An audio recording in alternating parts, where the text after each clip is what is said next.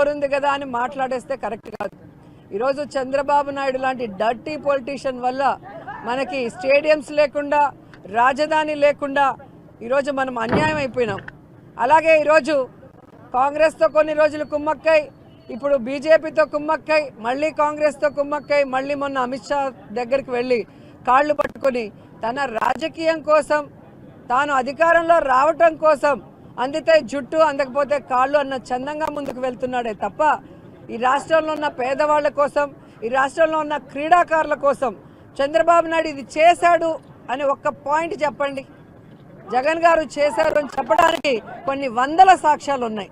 ఈరోజు ఈ 4.5 సంవత్సరాల్లో విద్యలో కానీ, వైద్యంలో కానీ, ఇళ్ల పట్టాలు ఇచ్చి ఇల్లు ఇవ్వటంలో కానీ, క్రీడల్లో కానీ, రైతులకు కానీ చెప్పడానికి ఎన్నో ఉన్నాయి.